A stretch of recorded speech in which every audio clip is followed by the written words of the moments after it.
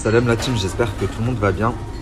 Très rapidement, je suis en train d'ouvrir mon message et je continue à me faire harceler par rapport au live d'hier.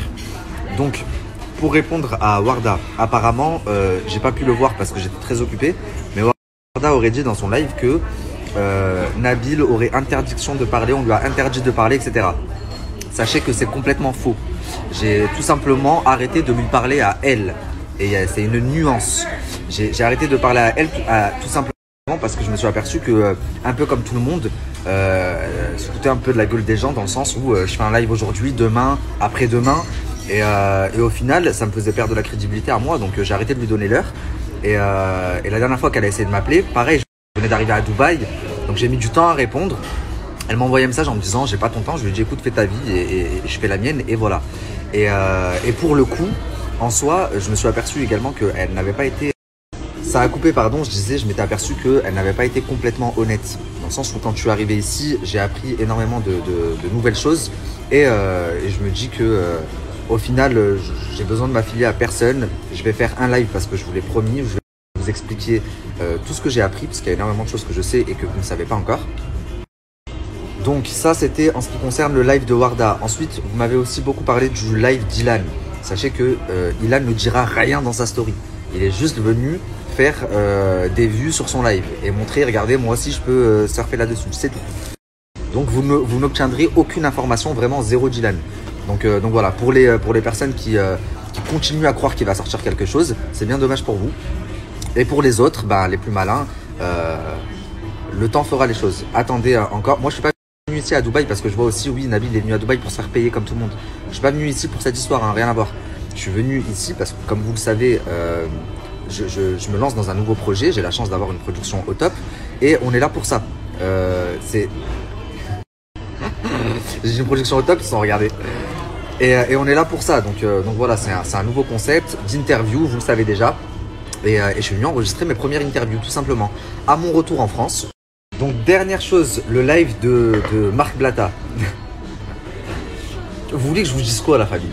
Très honnêtement, qui à sa place n'aurait pas fait ce qu'il a fait? Si vous, demain, vous aviez l'occasion de prendre une très grosse somme d'argent, on parle de près d'un demi-million d'euros, tout simplement en gardant des informations pour vous. Est-ce que vous l'auriez fait ou pas? Vous l'auriez fait. Il n'y a pas une personne qui peut me dire « moi, je ne l'aurais pas fait, j'aurais refusé l'argent ». Donc, ou alors, c'est que vous êtes très hypocrite envers vous-même. Donc, à partir de là, son live, encore une fois, pour les personnes les plus intelligentes, vous voyez que c'est de la grosse supercherie puisqu'il est arrivé en attaquant Carla, en la traitant de sorcière, de vicieuse, etc. Et du jour au lendemain, il fait marche arrière et il commence à vous donner une autre version, qu'elle a été frappée, etc. Ça, c'est faux, hein. La seule personne qui a levé la main sur Carla, la photo que vous avez vue, c'est son mari Kevin et ça remonte. Et j'en ai la preuve, j'ai une conversation de Carla qui parle.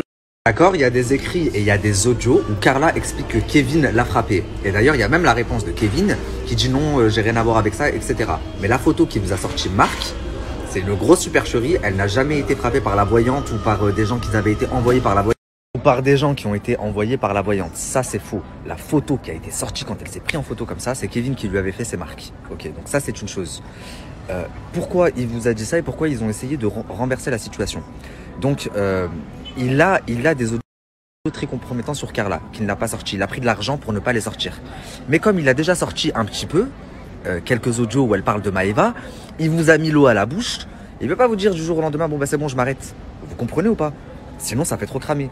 Donc, ils ont élaboré ensemble une histoire qu'ils sont en train de vous raconter. Et c'est pour ça que Maëva a pété les plombs et qu'elle a dit oui, en fait, Marc Blatta et Nadé, ils étaient au courant, ils m'ont pas dit, machin.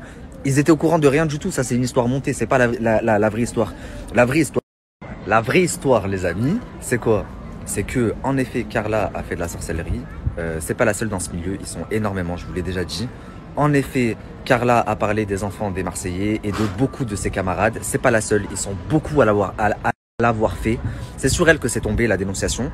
Et aujourd'hui, grâce à ça, Marc Blatta et Nadé sont devenus très très riches. Et que les Marseillais vous ont dit, en l'occurrence Manon et Julien, ils ont parlé sur les gamins des Marseillais, elle a parlé sur tous les Marseillais. Il y a eu pire encore. Ils ont un ami par exemple qui est décédé il y a 2 ans et le jour de sa mort, elle était au téléphone avec la voyante. Elle en rigolait avec elle. La voyante lui disait c'est qui le prochain? C'est quand même très très grave. Et ça, ces audios-là, Marc les a. Il ne les a pas sortis et il ne les sortira pas. Il ne les sortira pas parce que, je le répète encore, il a pris un demi-million d'euros. Par contre, étant donné qu'il a déjà fait un gros buzz et qu'il a commencé à sortir quelques audios, bah, bien entendu, il a dû faire machine arrière et inventer une nouvelle histoire. Donc quand il s'est vu avec Kevin, en fait, Kevin ne lui a pas montré de preuves de je sais pas quoi, puisque les preuves n'existent pas. Il lui a juste donné de l'argent pour qu'il fasse machine arrière.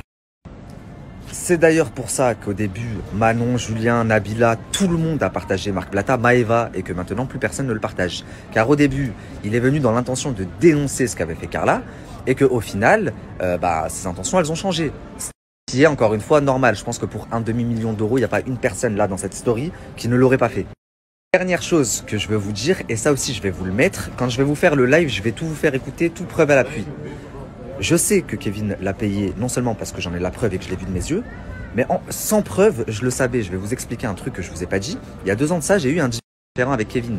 Vous savez comment ça s'est réglé? On s'est vu à Marseille et il m'a payé. Direct. De toute façon, je compte tout vous raconter. Donc si à moi, pour un petit truc de merde, il m'a rincé, qu'est-ce qu'il a fait avec Marc Blatta, avec ce que Marc Blatta a sur sa femme? Vous imaginez ou pas?